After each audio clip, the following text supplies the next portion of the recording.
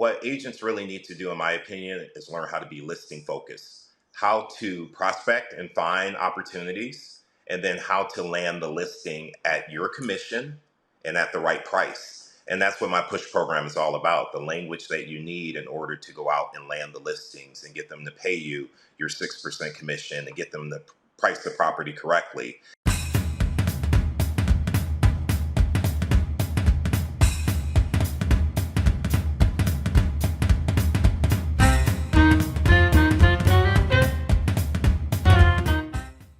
What's going on, everyone? Welcome back to a brand new episode of Vulcan7 Coaches and Mentors. We have had so many amazing guests. So if you haven't caught up or watched any of our previous episodes, go ahead and watch that. They are on YouTube and on our podcast.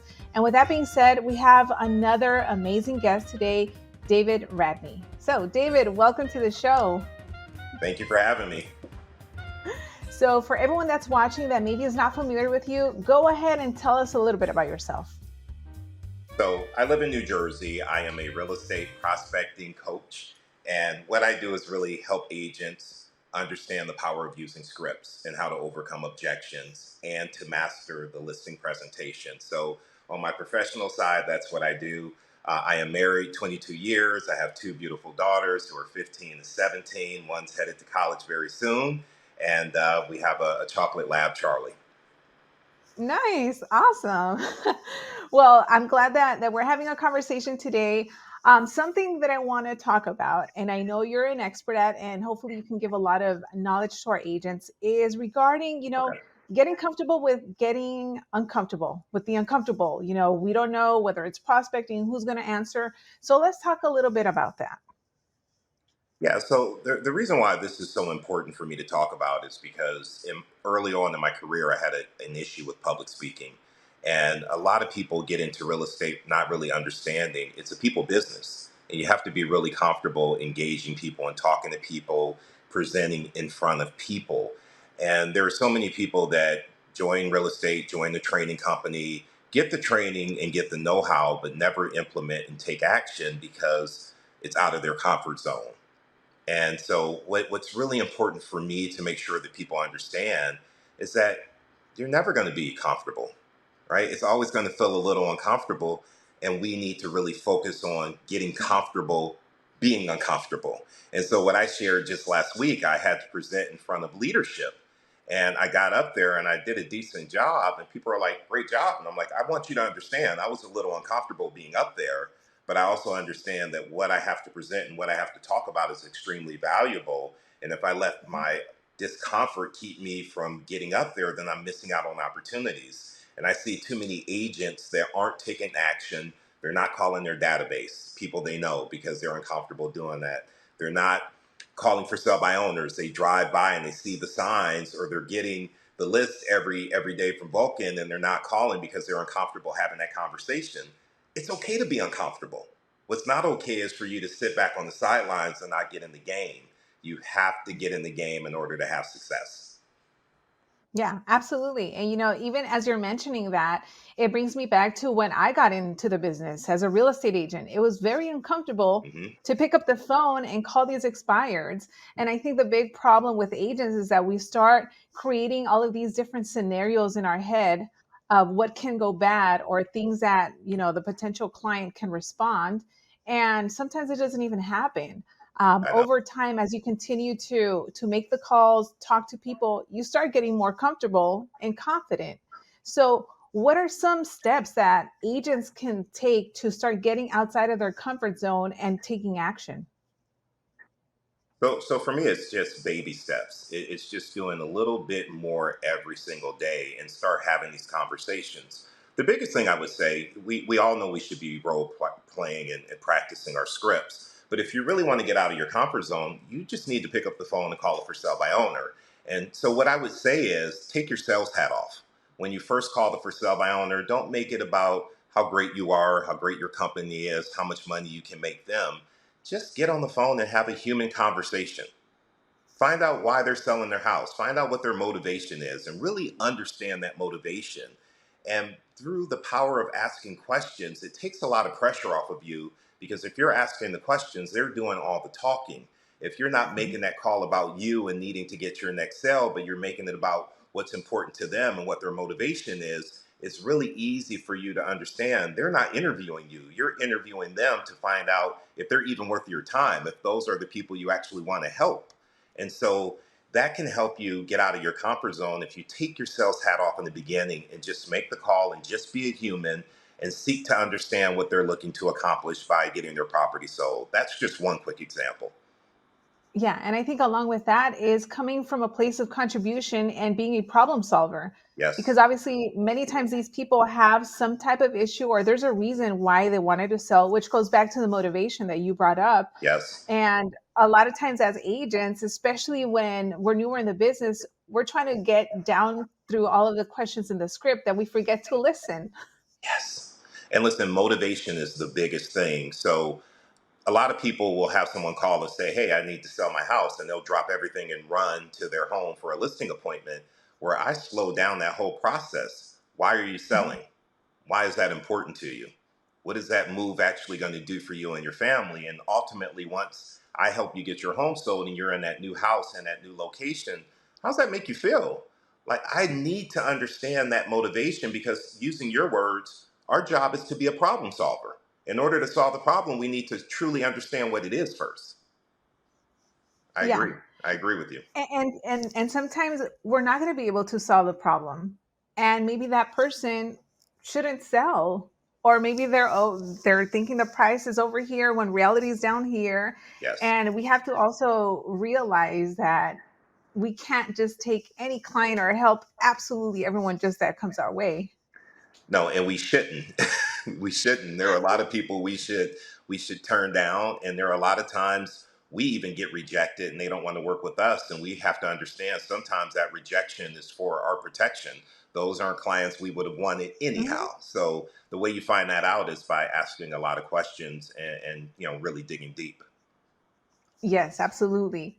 So, one of the bigger issues also that I always see is agents that are ready to start prospecting, they're ready to make calls, or so that's what they say. And then they get a service like Vulcan 7, they start getting the phone numbers and they never pick up the phone. Hmm. Or they're like, or they pick it up and they're like, maybe someone's going to yell at me. I'm not going to do it today. Yeah. So, what would you say to those agents? I would say I'm going to share with you something. I go hiking every Monday, and I was listening to a podcast yesterday, and they were talking about basketball players. And they said, look at two of the top basketball players in the world, Kobe Bryant and LeBron James, right?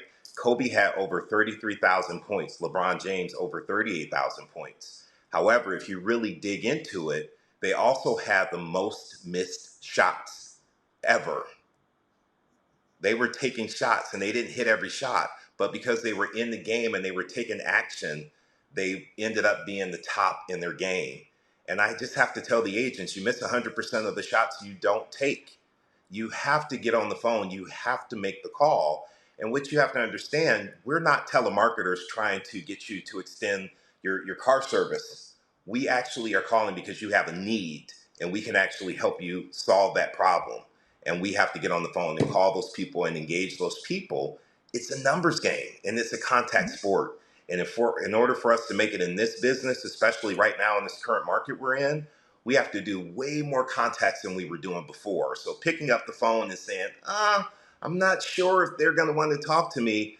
Listen, you already don't have the business. What do you have to lose from calling? Call, make the call. Yeah, that's exactly what I would think too. I say, if they yell at me or if I mess up, they don't know what I look like. I'm probably never going to see them in my life. So, like, just move on. And I think, a lot of agents, that's what holds them back because they started creating these scenarios in their head. And look, at the end of the day, if you're not making the calls, another agent with half the skill is going to set the Yep, appointment and get those commission checks. So that's what motivated absolutely. me personally to make those calls because I'm like, Joe Schmo over there, I know I'm much better than them. I got to make these phone calls whether I want to do it or not. And listen, when they yell at you and hang up on you, for me, it was like, okay, game on, because I know the average agent's going to take that lead and throw it in the Mhm. trash. But we don't know what people are going through. Look at what's happening in the Yeah. world right now. People have a reason to be upset and be emotional. We may just have called them on an off day. I'm not going to throw that lead away. I'm going to call back the next day. They're not going to remember me. And I'm going to continue to call until they sell it on their own, they hire someone else, or until they hire me. So don't give up so easily. Don't let that no up front turn that into a not yet. I always say instead of no, it's not yet. They're just not ready Hmm. yet. They're not motivated enough. They haven't heard the right thing from me. I haven't asked the right questions yet. But it's never a no until they list with someone else or they sell it themselves. Exactly. And from my experience, what I have also noticed is that the more upset someone is, where they start going off telling you their experience, many times they're the most motivated because they absolutely wanted to sell. Yep. Yep. We just need to learn how to say things like, tell me more about that. We need to lean into it Mhm. and be a listener and let them start talking to us. They'll give us all the information we need to get that listing. We just have to be better listeners than talkers. Exactly. And something that you brought up in the beginning were scripts and obviously how to have good conversations. Yes. So, obviously, there's a lot of the same questions that we ask, but what makes an agent different in terms of the script or tonality, or what would you say are some of the first things that agents have to work on to make sure that they're having better conversations? So for me, it's taking the script and really internalizing the script. And so several ways to do that. Write it down several times, read it out loud, role play it. But you really want to take that script and internalize it so you're not thinking about what you want to say next. You're actually listening to the seller. And I see this as a major issue with most agents I talk to. They're so busy thinking of how to respond to what the seller's saying, they're not getting the full story and they're missing those key components of the conversation where you can actually pull more information to help you land the opportunity with that seller. So it's internalizing the script. That's the most important thing. And then also practicing your objection handlers enough so that it just comes off when they say, "Will you lower your commission?" The answer is no. Do you have any other questions? You're not afraid of that. You just know how to respond because you've practiced that response so much and it's internalized. I love how you responded right there, where you just said, "No, do you have any other questions?" And that makes you come across very confident. And I think sometimes as agents, we get scared of saying, "Oh, no," because we think, "Oh, we're so desperate for getting that client that if we say one thing that maybe they don't want to hear, they're just going to hang up." When in reality, they might just be like, "Okay, I still want to hire you. Where do I sign? Or let's get together." Absolutely. And so many times we're negotiating against ourselves. We end up lowering the commission and we didn't have to, but we feel desperate. It's something that's called commission breath, where you feel like you have to say what they want to hear. And if you Yeah, just said 6%, any other questions, and you sat there in that silence for a couple minutes, most of the yeah. time, to your point, they'll say, "Okay, where do I sign?" Again, yeah, and again, it comes with confidence. It does. Obviously, if someone's like stumbling or like, maybe I'll do it for five. I mean, that's kind of when I feel like you start losing a client because they can sense, okay, this agent's kind of weak. I could probably get away with a little bit more. Absolutely. And I learned this, and I don't remember who I learned it from, but I always said to people, I don't lower my commission. I'm a bulldog. I fight hard for my commission. Here's the benefit of that for you. I'm going to fight equally as hard to make sure your equity is protected. And if I can't defend how I get paid, am I going to do a good job defending the equity in your home? Exactly. Yeah. Yes. Yeah. I've had the same situations with for sale by owners where they tell me, I'm only going to hire you for 4%. And I say, at 4%, you're better off hiring another agent. I can't do it for that. And then I end up walking away. And then a month or two later, they reach back out to me because they knew I was still the best choice over all of the discount brokers that they ended up selecting. Absolutely. And for me, I would have said, "What's important to you about 4%? Like, why is that? Why is that the number?" Well, someone else Mhm. said they would do it for 4. Well, haven't they already showed you what type of negotiator they are? Is that the person you want handling your biggest asset? Or do you want someone like me that understands my value and I understand the value in your home as well? Exactly. Yeah. Oh, these are all great. If you guys are watching this, make sure that you're taking notes. You're probably going to have to rewind because the lines that David is saying, you're going to definitely be able to use them as you're making these calls. So, David, tell us about any coaching or programs that you have going on that agents can also get involved with. Yeah, so my program is PUSH. It stands for Prospect Until Success Happens. I actually have my next class starting up November 2nd. And here's what I have to say: in this current market, it's tough being the buyer agent, especially what they're looking at doing with the commissions. I mean, we've all been hearing this conversation. What agents really need to do, in my opinion, is learn how to be listing focused, how to prospect and find opportunities, and then how to land the listing at your commission and at the right price. And that's what my push program is all about, the language that you need in order to go out and land the listings and get them to pay you your 6% commission and get them to price the property correctly. So I would invite anyone to my website, which is David Radney Push, or you can find me on Instagram at David Radney Push. Check me out. I have a lot of great content that I give out for free. And if you see value there and you feel like I can help you, I'd love to talk to you about my coaching program.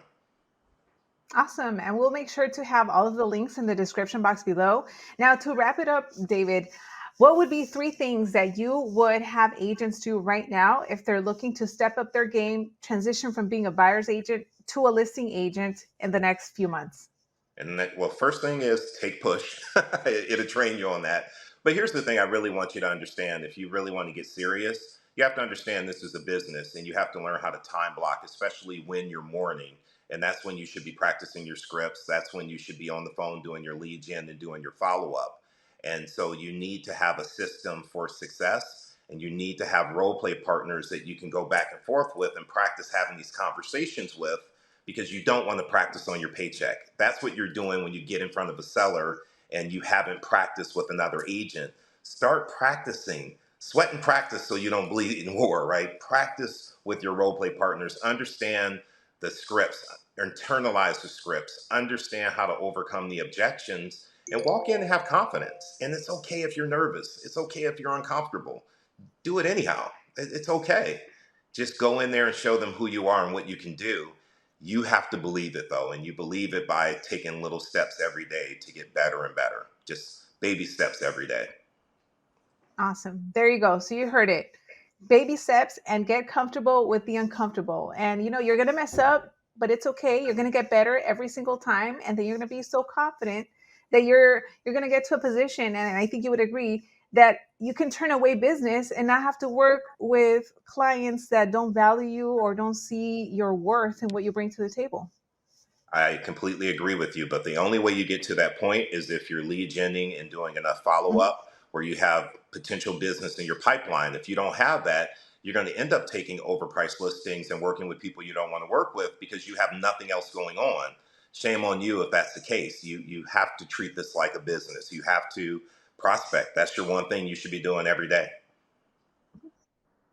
Exactly. Awesome. Well, there you go. Thank you, David, once again for being on the show, for all of the valuable information that you dropped. Thank So you. davidradneypush.com is your website. Make sure everyone to check it out and get involved with the program and anything that David has going on. So thank I you, David, appreciate once it. again. Thank you. Okay.